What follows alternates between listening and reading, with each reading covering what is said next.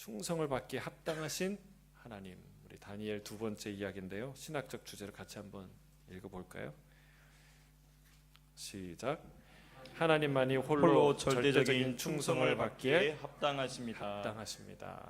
여러분, 우리가 이스라엘 안에서 하나님을 만나고 하나님을 경험하고 거기 선포된 하나님을 우리 이스라엘 역사 안에서 그 다윗 왕조 그 안에서 볼 수 있죠. 그런데 여러분, 다 망하고 끝나고 다 결단난 것 같은데 이 포로기를 통해서 하나님의 위대하심, 또 임마누엘 하시는 하나님의 함께하심, 이게 선포된다는 거예요. 놀랍죠. 여러분, 오늘 이제 느부갓네살 왕이 꿈을 꾸고 그것을 해석하라고 얘기하잖아요. 근데 이거는 어마어마한 일이에요. 그 당시 박사와 이 술객들 모든 사람을 다 죽이라고 그랬어요. 왜? 다 가짜네. 가짜인 게 들통났거든요. 내가 무슨 꿈을 꾸는지 알지도 못하고 해석도 못해요. 그러니까 얼마나 위중하고 큰 일이에요. 근데 이 일을 통해서 누가 드러납니까? 다니엘이 드러나고, 또 다니엘의 꿈과 해석을 통해서 누가 드러납니까? 다니엘의 하나님, 그 위대하신 하나님이 드러나요. 그러니까 여러분, 쉽게 얘기하면 지금 이스라엘의 유명한 정치 외교학자 한 사람이, 교수가 아무리 미래에 100년 후에 200년 후에 이런 일이 일어난다는 하나님의 꿈과 환상을 논문을 발표하고 언론에 발표한다고 누가 그걸 들어주겠어요? 누가 알겠어요? 그런데 트럼프가 꿈을 꾼 거예요. 어느 날 난리를 친 거예요. 이 꿈이 뭐냐고. 여러분, 그리고 그가 그 놀라운 꿈을 해석을 하고 무릎을 치면서 조서를 내리는 거예요. 자기 트윗에 올리고 페이스북에 올리는 거예요. 여러분, 전 세계 사람들이 아는 거예요. 뭔가 다르지 않습니까? 스케일이. 지금 이스라엘 안에 하나 갇혀서 하나님 만나는 거, 하나님 말씀 듣는 것도 중요하지만 하나님이 무대를요, 세계의 무대로. 여러분, 우리가 이 시드니에 소수민족으로 있지만 여러분, 우리를 왜 여기 보내셨나요? 하나님이 세계 위에 당신의 영광을 드러내기 위해서 우리를 보내신 줄로 믿습니다. 정말 아멘이에요. 하나님은 우리가 된 포로기인데, 남의 나라 땅인데, 우상으로 가득한 그런 땅에 사는데, 이 일을 통해서 하나님의 광대하심과 놀라우신 하나님의 영광을 드러내요. 저는 저와 여러분이, 우리의 자녀가 이 시대의 그런 다니엘과 같은 놀라운 사명을 감당하게 되리라 믿습니다. 아멘. 아멘. 자, 오늘 주제는요, 다니엘과 세 친구, 그 친구들이 하나님만 섬기기로 결단하고, 그리고 우상을 섬기지 않고 풀무불에 들어간다는 거예요. 그런데 그 풀무불에서 걸어서 나옵니다. 살아서. 할렐루야. 여러분, 정말 이건 너무나 드라마틱한 얘기고 가슴 뛰는 얘기고 행복한 얘기예요. 이게 실화니까 더 행복해요. 그렇죠? 여기에 25쪽에 보면 첫째 문단의 마지막 줄에 이렇게 써 있어요. 오늘날 우리가 하나님의 영광을 드러내는 한 가지 방법은, 같이 읽을까요? 그 다음부터 시작. 힘든 상황에서도 결과에 상관없이 그리스도께 순종하는 것입니다. 여러분, 우리의 믿음이 무엇입니까? 그것은 힘든 상황에서도 결과에 상관없이 그리스도께 순종하는 것. 이게 오늘 핵심이에요. 그렇죠? 이게 믿음이고, 이게 주님을 따라가는 것이다 라는 사실입니다. 자, 1번, 하나님의 백성은 하나님께만 엎드립니다. 우리 목사님 한번 읽어주시겠습니까? 느부갓네살 왕이 다니엘의 하나님께 경배하며 경의를 표하기는 했지만 그의 헌신은 얄팍해서 오래가지 못했습니다. 3장에서 그는 머리끝부터 발끝까지 금으로 덮인 높이 60규빗에 너비 6규빗의 거대한 신상을 세웁니다. 아마도 그것은 발사대 위에 세워진 미사일이나 높은 기념탑처럼 보였을 것입니다. 바빌론의 모든 관료는 낙성식에 참석해 그 신상에 경배해야만 했습니다.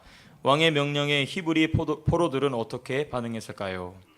자, 느부갓네살 왕이 다니엘의 하나님께 경배하며 경의를 표하기는 했지만 그의 헌신은 얄팍해서 오래가지 못했습니다. 여러분 앞에 다니엘 지금 오늘 3장 주로 볼 텐데 2장에 무슨 일이 있었습니까? 제가 조금 전에 언급한 것처럼 꿈을 꿨습니다. 꿈에서 큰 신상을 본 거예요.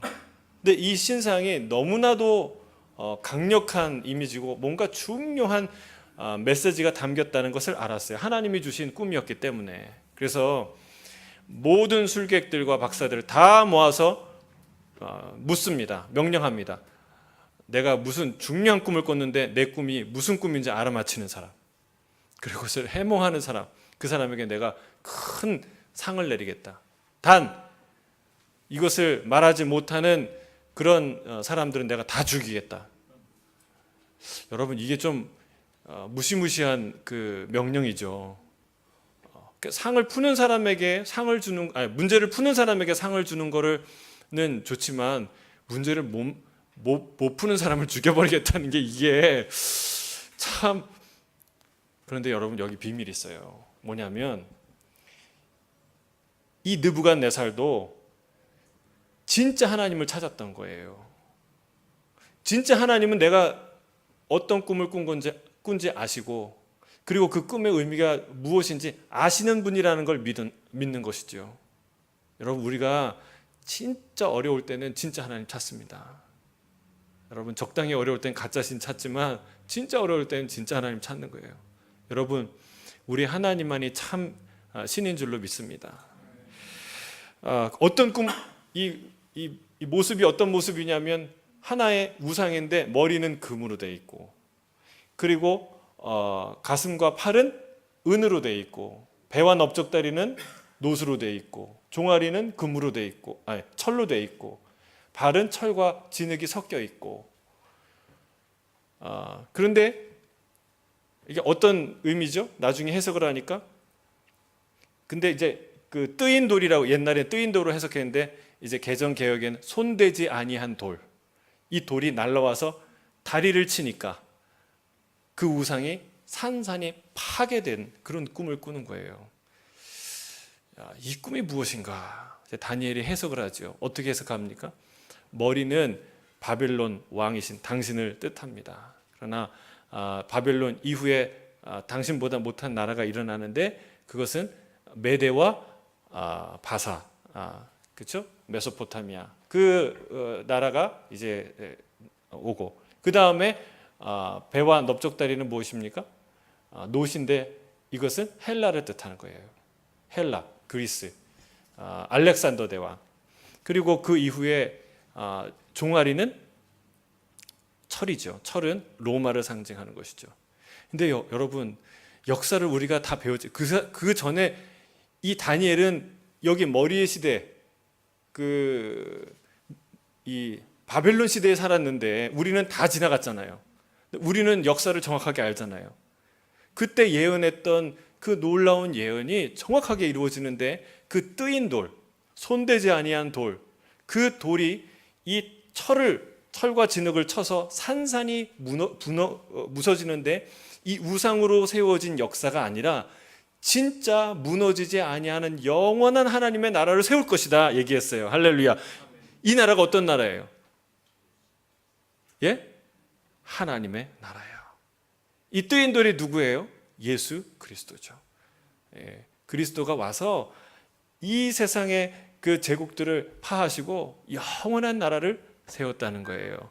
저와 여러분은 영원한 나라의 시민인 줄 믿습니다. 그때 시작한 거예요. 우리나라는. 앞으로 천국이 임할 때 그때 시작하는 게 아니라 이미 그때 예수님께서 2000년 전에 놀라운 당신의 나라를 세우신 줄 믿습니다. 그 나라의 게릴라 부대예요. 저희는 지금 이 땅에 사는 게릴라 부대예요. 독립군이라는 것이죠. 여러분 이 장엄하고 대단한 이 역사 해석과 역사를 주관하는 이 스케일이 다르잖아요. 이거를 어떤 국제정치 외교학자가 어떻게 이런 비전을 해석하며 펼쳐 보이겠어요? 이런 논문을 쓰겠어요? 여러분 이건 하나님으로부터만 오는 비전이에요. 하나님께서만 다스리시는 놀라운 일들이에요. 그래서 여러분 우리가 이 하나님을 우리 다니엘서에서 만난다는 사실이에요. 근데 안타까운 게 있어요.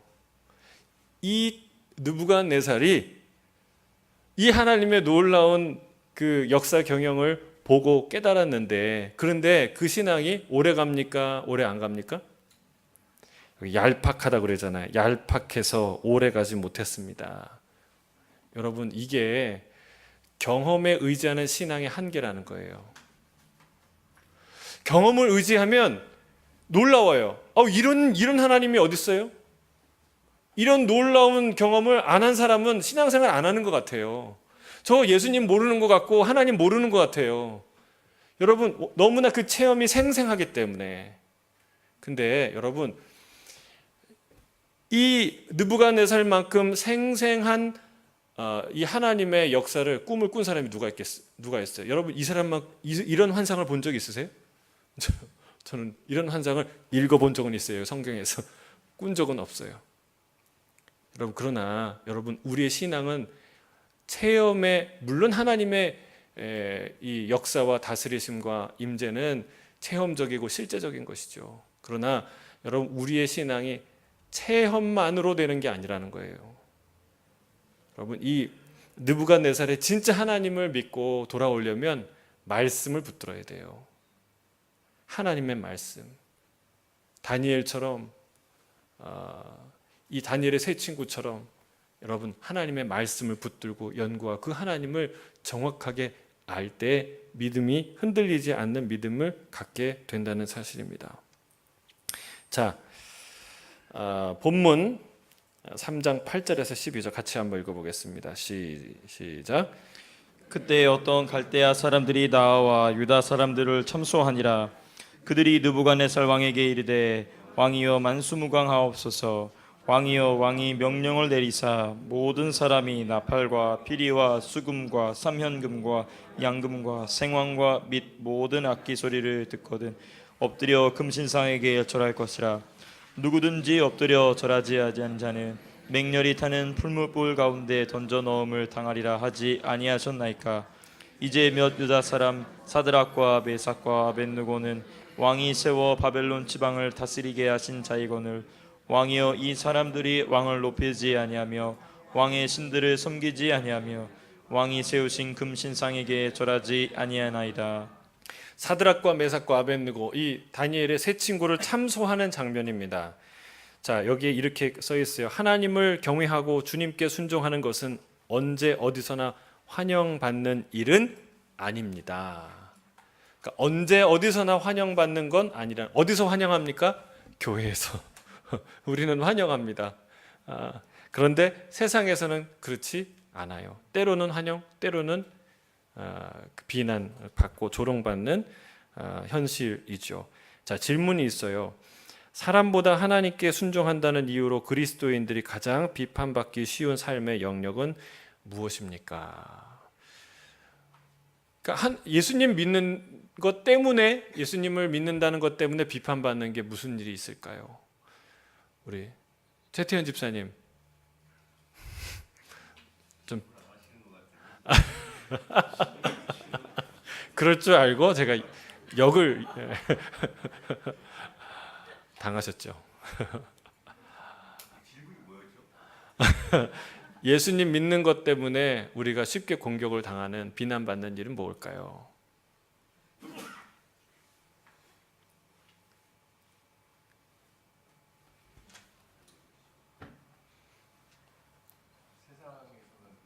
네. 그렇죠, 그렇죠. 예를 들면 뭐 난 술 안 먹어, 그러면 이제 그렇죠? 예.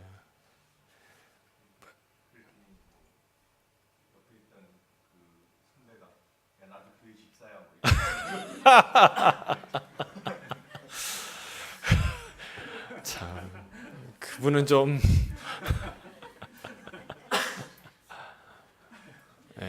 예. 세상에서 예수님 믿는 것 때문에 조롱받는 일이 많이 있어요. 근데 특히 그 유교 사회였던 저희 조선이죠. 그때 예. 참 그때 참 많은 우리 신앙의 선배들은요 정말 저희가 존경해야 돼요. 우리는 기독교 배경이 아닌 민족에서 기독교를 받아들였잖아요. 근데 이게 참 어려워요. 동남아에서 우리가 선교를 하고 복음을 전하는데 뭐 지난주에 제가 설교할 때도 인용했지만 예수님이 부처님 동생쯤으로 생각하는 그런 이제 토착화되는 그러니까 그 지역의 수준과 그 문화와 이 종교 이 생태계에 적응하는 부분들이 생겨요. 그래서 예를 들면 뭐 아무튼 많아요. 그런 건 그런데 이제 저희 한국의 선친들은 진짜 성경 그대로 따라가는.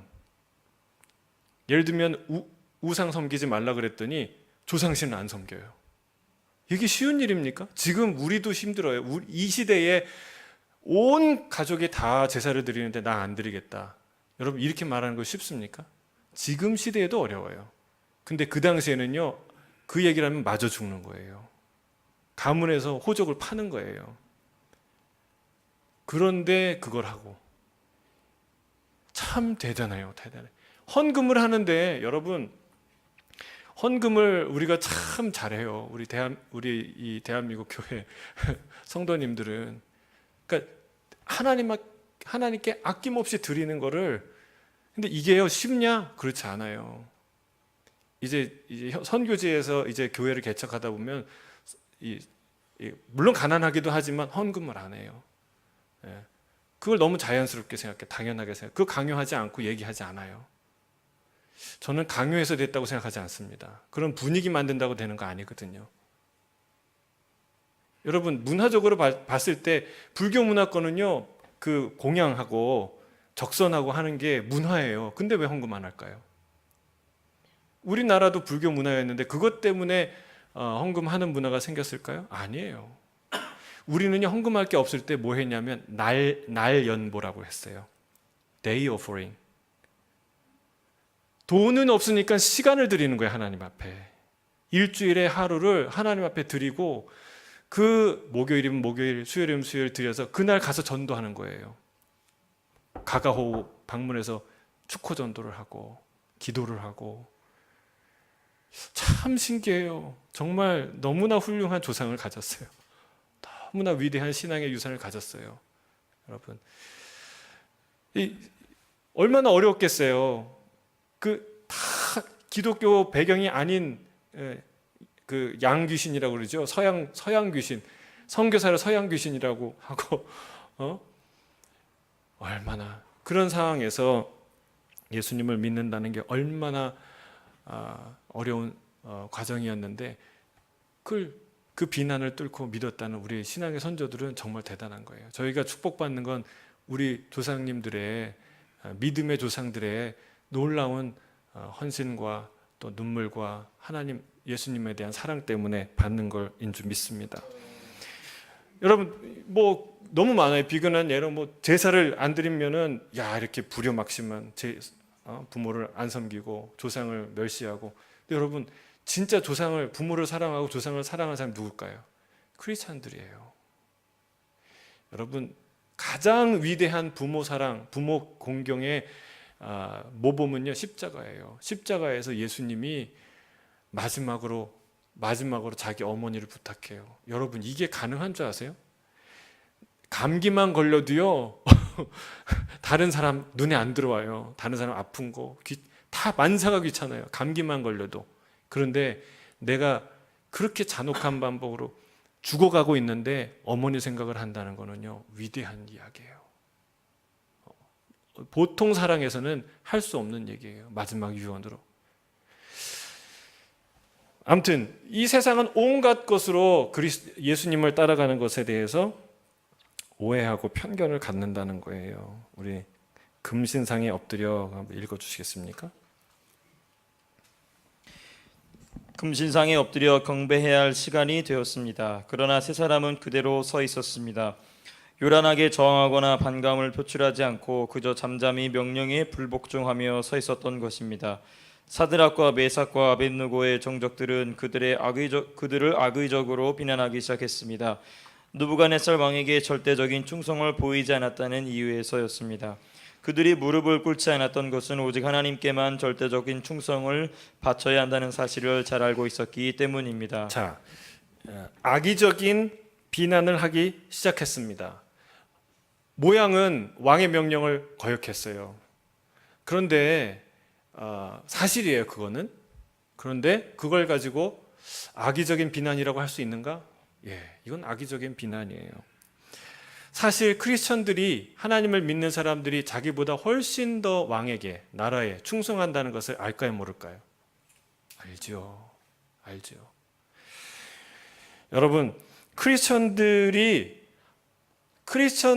충성심이 세상의 그 어떤 사람들의 충성심보다 더 강력한 이유가 있어요. 그것은 무엇일까요?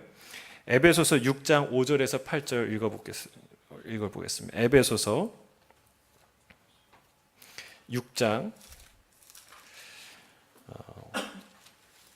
5절에서 8절까지 같이 한번 읽어볼까요?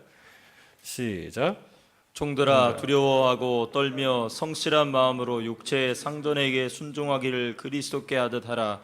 눈 가림만 하여 사람을 기쁘게 하는 자처럼 하지 말고 그리스도의 종들처럼 마음으로 하나님의 뜻을 행하고 기쁜 마음으로 섬기기를 주께 하듯 하고 사람들에게 하듯 하지 말라. 이는 각 사람이 무슨 선을 행하든지 종이나 자유인이나 주께로부터 그대로 받은 줄 알미라. 자, 두 가지 이유가 나와요. 두 가지 이유. 첫째는 뭐예요? 이 크리스찬들이 성실하게 세상에 그 어떤 충성된 사람보다 충성스럽게 사람들을 섬기는 첫 번째 이유는 주께 하듯 하기 때문에, 사람에게 한다 이 생각하지 않고 주님께 한다라는 생각으로 하기 때문에 충성된 거예요. 그런데 두 번째 이유가 더 놀라워요. 두 번째 이유는 뭐냐면, 사람을 섬기지만 그러나 그 평가와 대가는, 상은 누구한테 받습니까? 그 사람한테서 받는 게 아니라 주님께 받는다는 거예요. 주님께로부터 받기 때문에 그 사람에게 신실하게 그리고 순수하게 그 사람을 섬길 수 있다는 거예요. 여러분, 어떤 대가를 바라고 그 사람을 섬기면 처음에는 좋게 시작했다가도 나중에는 다 끝이 안 좋은 거 알죠? 왜? 우린 기대가 크기 때문에. 그 기대를 만족시키는 사람은 없어요. 그러니까 관계가 틀어지고 잘 섬기기 시작했다가도 깨지고 하는 거예요. 여러분, 근데 이 두 가지 시스템이 놀라워요. 사람을 섬기는데 사람한테 하는 게 아니라 예수님이 오셨다 생각하고 섬기는 거예요. 그러면 퀄리티가 다르죠. 여러분, 저녁 식사를 차리는데 예수님께 저녁 식사를 차린다 그러면 같겠어요? 다르겠어요? 다르다는 거예요. 그런데 그 칭찬과 격려는 누구한테 받아요? 주님께 받는 거예요. 주님께 받는 거예요. 그러니까 그 사람한테 원망하지 않고 그 사람한테 함부로 하지 않고 한다는 거예요.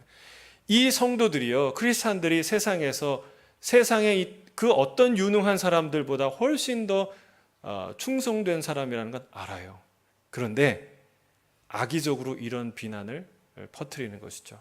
하나의 팩트를 가지고 진실을 가리는 거예요. 예전에 초창기에 초대교회 그 성도들은 이런 비난을 들었죠. 성찬식을 하는데 저거 사람을 죽여서 그 피를 마신다고. 이건 내 피요. 이건 내 살인이라고. 그 인육을 먹는 그런 종교라고 소문을 냈죠.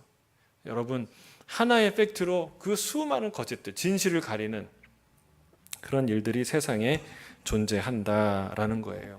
자, 계속 읽어주시겠습니까?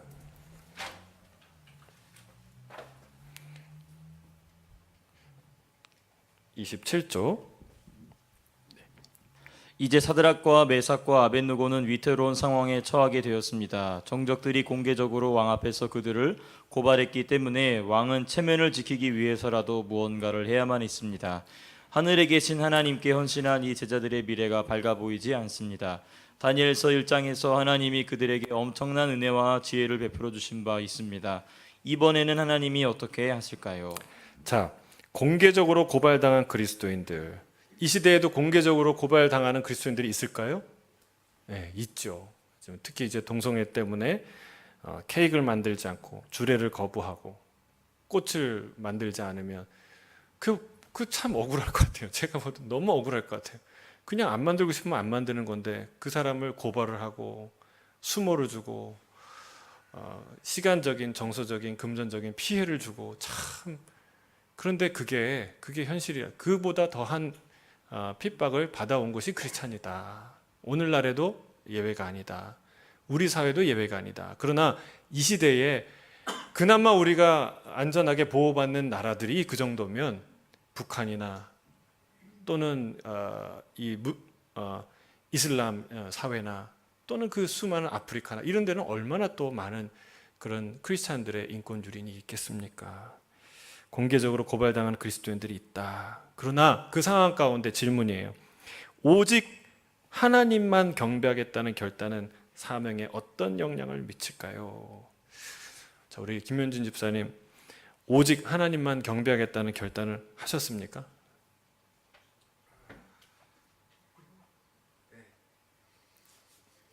정말이죠? 아멘. 우리 하민호 집사님, 오직 하나님께만 경배하겠다는 결단하셨습니까? 아멘. 그게 우리의 사명에 어떤 영향을 미칩니까? 우리의 삶에 어떤 영향을 미칩니까? 여러분, 이게요, 중대한 영향을 미칩니다. 우리 허경 집사님 왜 웃으세요?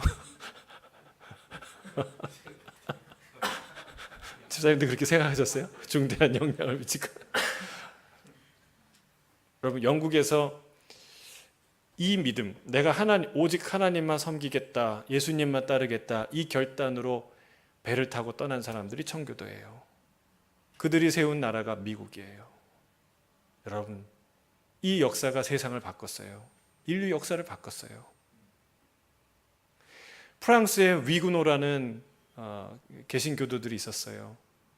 그 위그노는요, 정말 목숨으로 신앙을 지켰던 사람들이에요.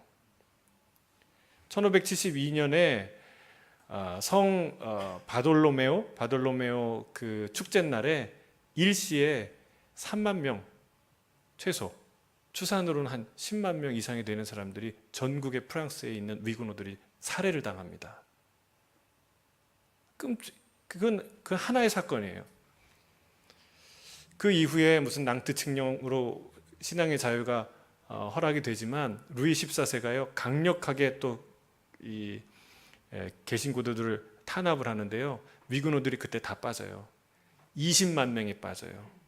근데 이 위그노들이 그 당시에요 얼마나 똑똑하고 경제력이 있고 그 당시에 사회에 아주 중요한 역할을 했냐면요. 이것 때문에 프랑스의 부와 지식과 기술이 다 빠져나가는 거예요. 그래서 그 프랑스 혁명의 이 모티브가 되었다고, 프랑스 혁명의 이유가 되었다고 그 역사학자들이 평가해요. 그러니까 여러분, 정말 이 세상에 중요했던 사람들이 이 신앙을 가진, 예수님만 섬기겠다고 결단한 사람들이에요. 예수님 무서운 사람들이고 세상을 바꾸는 사람들이고 역사를 만들어가는 사람들이에요. 할렐루야. 여러분, 그냥 내가 예수님만, 하나님만 따르겠다 이 생각했을 뿐인데 그게 뭐 대단한, 그게 어마어마한 결단이라는 거예요. 그게 이 세상의 역사를 바꾼다는 거예요. 자, 이 수천 년 전에 다니엘의 세 친구가 그랬다는 것이죠. 내가 하나님만 섬기겠다. 그래서 고소당한 상태예요. 자, 2번, 하나님의 백성은 하나님의 주권과 선하심을 신뢰합니다. 다니엘서 3장 13절에서 23절 같이 읽겠습니다. 시작. 느부갓네살 왕이 노하고 분하여 사드락과 메삭과 아벳노고를 끌어오라 하라매 드디어 그 사람들을 왕의 앞으로 끌어온지라. 느부갓네살이 그들에게 물어 이르되 사드락 메삭 아벳느고야, 너희가 내 신을 섬기지 아니하며 내가 세운 금신상에게 절하지 아니한다 하니 사실이냐? 이제라도 너희가 준비하였다가 나팔과 피리와 수금과 삼현금과 양금과 생황과 및 모든 악기 소리를 들을 때 내가 만든 신상 앞에 엎드려 절하면 좋거니와 너희가 만일 절하지 아니하면 즉시 너희를 맹렬히 타는 풀무불 가운데 던져 넣을 것이니 능히 너희를 내 손에서 건져낼 신이 누구이겠느냐 하니 사드락과 메삭과 아벳느고가 왕에게 대답하여 이르되 누부갓네살이여 우리가 이 일에 대하여 왕에게 대답할 필요가 없나이다.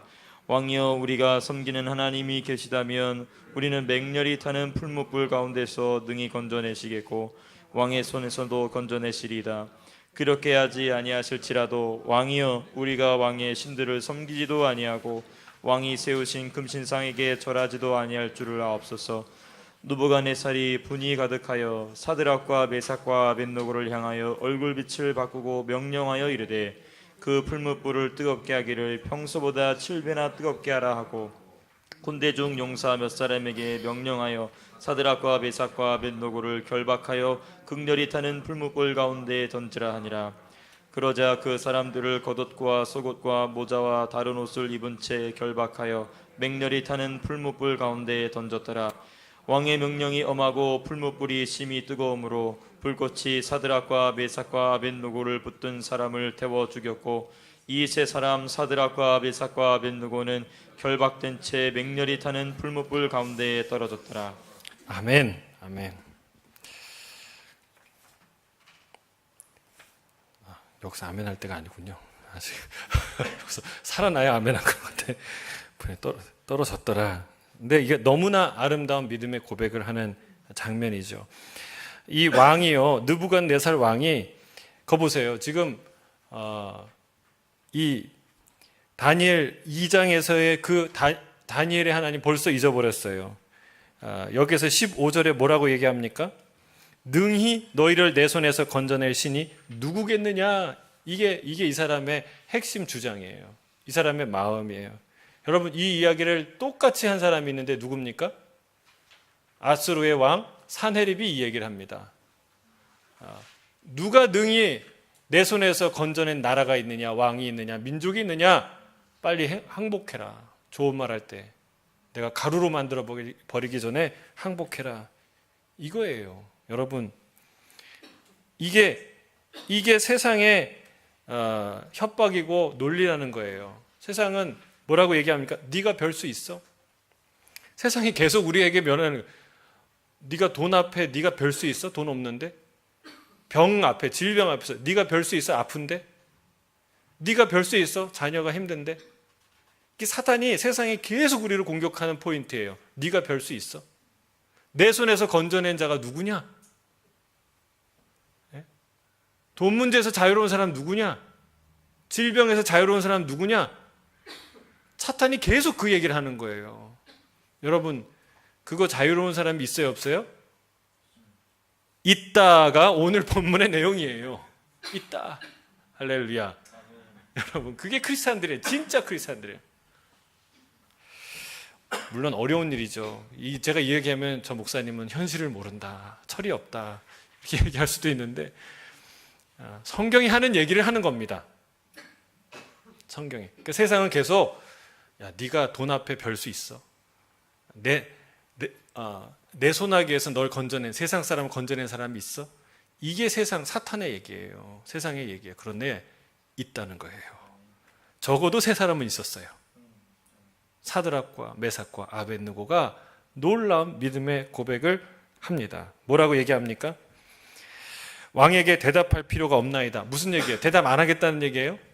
두말할 것도 없습니다 라는 얘기예요. 우리의 대답은 확실합니다. 저는 이 세 친구 중에 누가 이 얘기를 했는지 참 궁금해요. 참 멋있는 고백을 해요. 진짜. 그 다음에 뭐라고 얘기합니까?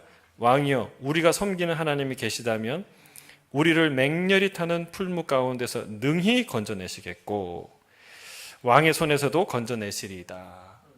구원의 하나님이 있다. 3번에서 우리가 다시 보겠는데, 그렇게 아니하실지라도, 여러분 이게 포인트예요.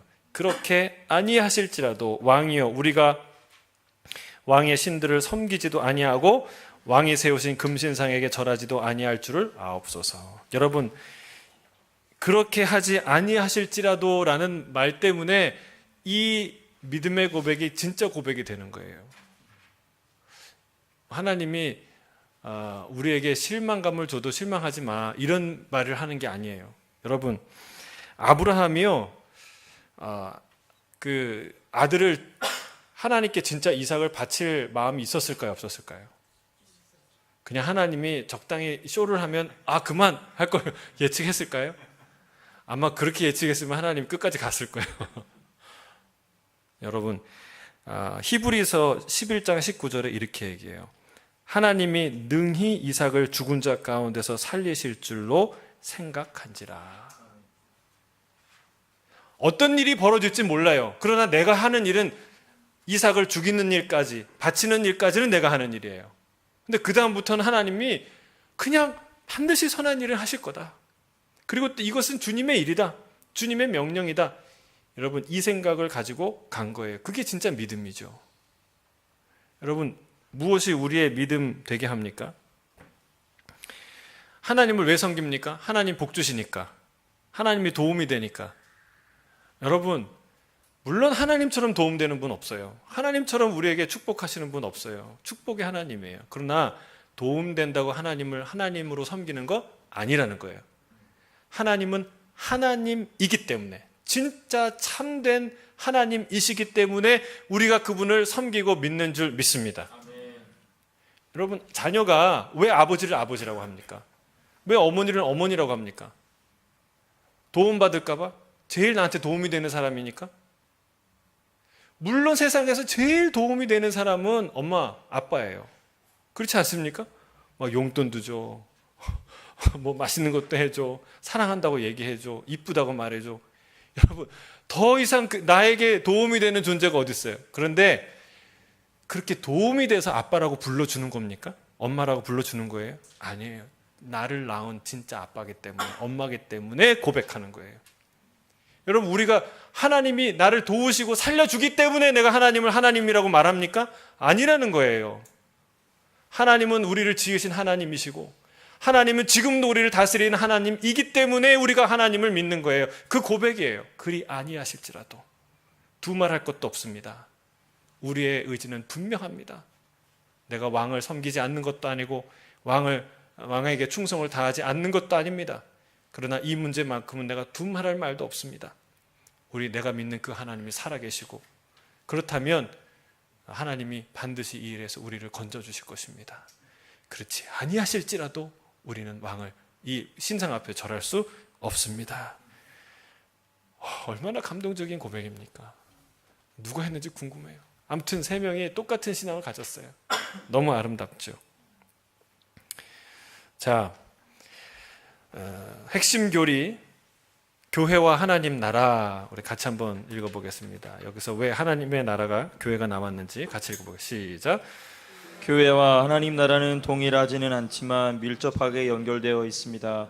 성경이 하나님 나라에 관하여 말할 때는 세상에서의 하나님의 통치를 가리키는 것입니다. 교회란 장차 하나님 나라가 온전히 드러날 것을 고대하며 그분의 사랑의 통치하에 살아가는 하나님의 백성입니다. 교회의 사명은 그리스도를 통한 하나님의 구원 메시지를 선포하고 선행을 통해 복음의 능력을 나타냄으로써 하나님 나라를 증거하는 것입니다. 그리고 이를 통해 다른 사람들도 하나님의 통치 아래 살아가도록 인도하는 것입니다. 자, 교회와 하나님의 나라에 관한 이야기를 하는데 여기서 3번 반복되는 표현이 있어요. 그것은 통치라는 말이에요. 하나님의 통치. 자, 교회는요, 여기서 이제 교회와 하나님의 나라는 동일하지 않지만, 그런데 이게 좀 헷갈릴 수도 있을 거예요. 근데 이 말이 맞기도 하고 틀리기도 하고, 이건 뭐 맞는 표현이죠. 왜냐하면 교회는 2가지 의미로 쓰입니다. 보이는 교회와 보이지 않는 교회가 있다. 우리가 알죠? 보이는 교회는 뭐예요? 이 지역 교회예요. 예수 따라가는 교회. 무슨 교회, 사람 살리는 교회, 하나님이 찾으시는 교회, 이런 교회들이 있다는 거예요. 이게 이 땅에 그 지역 교회죠. 어떤 교단, 무슨 순복음이 있고 뭐 장로교가 있고 감리교가 있고 이런 교단, 보이는 교회예요. 근데 보이지 않는 교회는 뭘까요? 그건 그리스도의 몸으로서의 교회예요. 여러분, 교회는 둘입니까? 하나입니까? 하나예요. 다 같아요. 교단은 다르고 지역교회는 다 다르지만 여러분, 주님이 분명하게 에베소서에 분명한 교회론을 얘기해 주셨는데, 교회는 머리에 연결된 몸이다, 그리스도에 연결된 몸통이다 라고 얘기해요. 몸이 떨어져 있나요? 붙어 있나요? 각 지체가 다르지만 붙어 있듯이 교회는 하나예요. 하나로서의 교회예요. 보이지 않는 교회죠. 근데 그 교회는 진짜 하나님의 나라죠. 그러나 보이는 교회를 곧 하나님의 나라라고 말하기는 어려운 부분이 있죠. 자, 그 얘기를 하는 거예요. 근데 하나님 나라가, 교회가 하나님 나라가 되기 위해서, 그리고 하나님의 나라가 교회에 임하기 위해서 여러분 가장 중요한 핵심적인 가치가, 본질이 뭐냐? 하나님의 통치라는 거예요. 하나님의 통치. 아까 제가 말씀드렸죠. 그리 아니하실지라도 그 놀라우신 내 진짜 하나님, 그 하나님을 믿고 따르고 순종하고 그분의 통치를 받는 것, 그게 진짜 하나님의 나라고 진짜 하나님의 백성이라는 사실입니다. 그래서 여러분, 어떤 분은 이제 큐티를 하는데 제가 그 얘기를 하시는데 참 맞다 그 생각했어요. 어떤 성도님과 얘기를 나누는데, 목사님 제가 요즘에 큐티 하는데 많은 변화가 생겼어요. 그러니까 예전에 제가 큐티를 하는데 내 입맛에 맞고 내 생각에 맞고 내 마음에 맞는 말씀을 골라내는 게 내 큐티였다. 그런 생각을 하는 게 내 큐티였다는 거예요. 근데 그게 정말 내가 이기적이고 내 중심적인 큐티구나라는 거를 최근에 깨달았다는 거예요. 근데 여러분, 이거 굉장히 중요한 깨달음인 거 아시죠? 이거 굉장히 중요한 깨달음이에요. 왜냐하면 우리가 그것도 모르고 계속 그렇게 큐티하거든요. 큐티는 하는데, 말씀은 읽는데 자꾸 내가 원하는 말만 듣고 내가 기대하는 바만 여기서 발견하게 돼요. 그게 아니라 이제는 하나님이 뭐라고 말씀하신지, 나에게 객관적으로 그분이 나와 세상을 향해서 뭐라고 말씀하시는지를 찾아내는 게 큐티라고, 그런 큐티를 하고 싶다고 얘기를 하는 거예요. 그래서 맞다고, 굉장히 중요한 걸 발견하셨네요. 할렐루야. 좋은 교회 다니시는군요. 제가 여러분, 중요한 변화예요. 중요한 변화예요. 그래서 여러분, 우리가 교회에서 하나님의 통치를 받아야지 하나님이 명하시는 것들을 다 내가 원하는 대로 내 입맛대로 다 바꾸는 거 아니라는 거예요. 그건 하나님의, 그게 다 교회 이름으로, 교회 이름은 다 걸었는데 다 내 뜻대로 내 마음대로 예배도 하고 내 마음대로 사역도 하고 내 마음대로 다 만들어가요. 큐티도 내 마음대로 하고. 여러분, 이게 교회입니까? 아니라는 거예요. 하나님의 통치가 임할 때 그게 진짜 교회라는 거예요. 그래서 여러분, 우리가 우리 마음대로 하는 거 얼마나 많은지 몰라요. 제가 요즘에 묵상하는데 성경에 곳곳에 주님이 뭐라고 얘기하냐면, 부모들한테 신앙교육은 네가 해라, 네가 네 자녀에게 가르치라고 몇 번을 얘기하는지 몰라요. 신명기 6장 7절에 부지런히, 내 자녀에게 부지런히 가르치며, 집에 앉았을 때든지 길을 갈 때든지 누워있을 때든지 일어날 때든지 내 자녀에게 이 말씀을 강론하라고 그래요. 그걸 11장에 똑같은 표현을 한 번 더 하세요. 그리고 32장에 가면 뭐라고 얘기하는지 아세요? 내 아버지에게 물어보라, 그가 대답할 것이다. 내 어른들에게 물어보라, 그들이 답변할 것이다. 여러분, 근데 이런 말씀이 성경에 있는데, 그런데 여러분, 우리 많은 교회에서 신앙교육을 부모가 하냐고요. 물론 나름대로 한다고 하는 분들도 꽤 있지만, 근데 여러분, 신앙교육을 교회에서 하고 목사님이 하고 전도사님이 하고 교사 선생님들이 한다고 얼마나 많이 우리가 착각합니까? 근데 아니에요. 진짜 중요한 신앙교육은 부모가 하는 거예요. 부모의 책임이라는 거예요. 여러분, 이거 인정하기까지가 힘들어요. 제가 왜 예를 드는 거예요, 예를. 내가 교회를 다니는데 그건 좀 너무해 라고 생각하는 건 많아요. 근데 하나님이 그거 요구하시는데, 그거 내 마음대로 내가 거기에 수준을 못 맞추니까 그거는 나에게 하신 말씀이 아니라고 판단하고 그렇게 취급하는, 유령 취급하는 하나님 말씀이 얼마나 많아요. 제가 얘기하는 거예요. 교회가 하나님 나라 되는 핵심은 하나님의 통치에 있다. 하나님이 뭘 말씀하셨는데, 여러분, 대통령이 뭘 얘기를 했는데 내각이 그냥 못 들은 척해. 다 대장이 명령을 했는데 진군을 안 해. 여러분, 이게 군대입니까? 이게 나라입니까? 여러분, 이게 중요한 거예요. 하나님이 말씀하셨는데 그게 안 먹혀. 그게 교회입니까? 그게 하나님 나라입니까? 아니라는 거예요. 그래서 여러분, 그리 아니하실지라도 내가 유익이 되건 아니건 내 마음에 들건 안 들건 내 마음에 감동이 되건 안 되건 여러분 중요한 것은 하나님의 명령을 따라가는 것, 하나님을 하나님 되게 섬기는 것, 이게 하나님 나라의 핵심이다 라는 것이죠. 자, 마지막 세 번째 제목을 한번 읽어볼까요? 3번 시작. 하나님의 백성은 하나님이 보호하심을 신뢰합니다. 자, 24절부터 30절까지 읽겠습니다. 시작. 그때에 느부갓네살 왕이 놀라 급히 일어나서 모사들에게 물어 이르되 우리가 결박하여 불 가운데 던진 자는 세 사람이 아니었느냐 하니 그들이 왕에게 대답하여 이르되 왕이여 올소이다 하더라.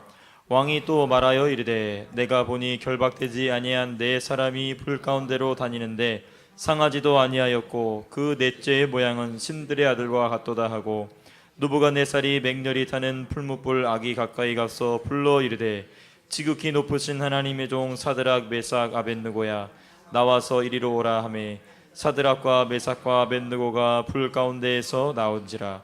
총독과 지사와 행정관과 왕의 모사들이 모여 이 사람들을 본즉 불이 능히 그들의 몸을 해하지 못하였고 머리털도 그을리지 아니하였고 겉옷빛도 변하지 아니하였고 불탄 냄새도 없었더라. 느부갓네살이 말하여 이르되 사드락과 메삭과 아벳느고의 하나님을 찬송할지로다. 그가 그의 천사를 보내사 자기를 의뢰하고 그들의 몸을 바쳐 왕의 명령을 거역하고 그 하나님 밖에는 다른 신을 섬기지 아니하며 그에게 절하지 아니한 종들을 구원하셨도다.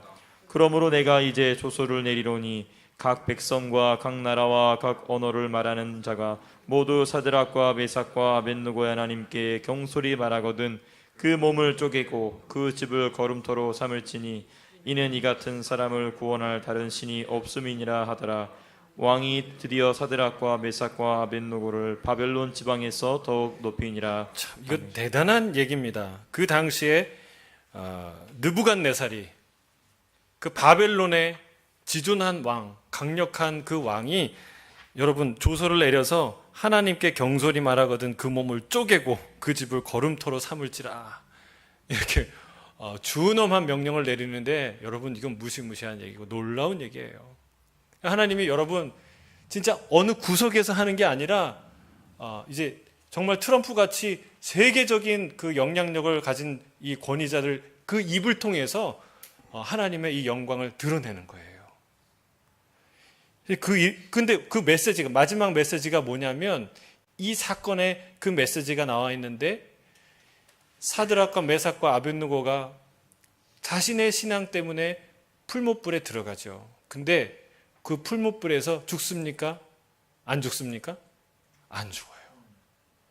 근데 안 죽을 뿐만이 아니라 분명히 3명이 들어갔는데 거기에 4명이 왔다 갔다 하는 거예요. 이 네 번째 사람은 신의 아들 같은, 신들의 아들 같은 놀라운 존재예요. 여러분 이 그림이 여러분 진짜 중요한 메시지를 갖고 있어요. 이 그림 자체가. 메시지는 뭐예요? 하나님이 우리를 고난 가운데 반드시 지켜주신다. 여러분 하나님이 당신의 백성을 지키시는 줄 믿습니까? 아니 진짜 믿냐고요. 여러분 당신을 여러분 스스로 한 사람 한 사람을 하나님이 정말 책임지시고 끝까지 지키시는 거 믿습니까? 근데 이게 자꾸 회의가 될 때가 있잖아요. 다른 사람 다 지키는 것 같은 나는 방관하시는 것 같아요. 이스라엘이 꼭 그랬어요. 이스라엘이 광야에서 자기는 개고생했대. 죽을 고생을 하고 나는 진짜 고생했다고 생각했어요. 근데 하나님은 뭐라고 얘기하는 줄 아세요? 하나님의 얘기는 좀 달라요. 출애굽기 19장 4절에 32장에 뭐라고 얘기하냐면 독수리 날개로 너희를 업어 내가 인도했다. 신명기 32장 똑같은 말을 한 번 더 하는데 같이 한번 찾아볼게요. 신명기 32장 10절에서 12절이에요. 아주 중요한 말씀이에요. 10절에서 12절 같이 한번 읽어보겠습니다. 시작. 여호와께서 그를 황무지에서 짐승이 부르짖는 광야에서 만나시고 호위하시며 보호하시며 자기의 눈동자같이 지키셨도다. 마치 독수리가 자기의 보금자리를 어지럽게 하며 자기 새끼 위에 너풀거리며 그의 날개를 펴서 새끼를 받으며 그의 날개 위에 그것을 엎는 것 같이 여호와께서 홀로 그를 인도하셨고 그와 함께한 다른 신이 없었도다. 여러분, 놀라운 고백이에요. 황무지에서 아무것도 없는 데에서 짐승이 울부짖는 광야에서 뭐 했다고요? 그를 만나시고, 절대로 우리 혼자 아닙니다. 하나님 만나주시고, 그리고 호위하시고, 하나님이 호위병이 돼서 하나님이 우리와 같이 가셨다는 거예요. 그리고 보호하시고, 무엇같이 지키셨다고요? 눈동자와 같이 지키셨다. 여러분, 눈동자는요 아주 조그만 티끌이 들어와도 티끌도 못 들어오게 이렇게 반사적으로 본능적으로 막는 게 눈동자예요. 하나님이 그와 같이 나를 보호하셨다는 거예요. 할렐루야. 눈동자와 같이 보호하셨다. 독수리가 날개를 딱 펴서 엎는, 새끼를 엎은 것 같이 우리를 인도했다. 근데 여러분, 우리 느낌은 전혀 달라요. 내가 광야를 걸었고, 내가 굶고, 내가 목마르고, 내가 떼약볕에서 걸은 것 같은데, 근데 그게 아니라 하나님이 우리를 업으셨대요. 할렐루야.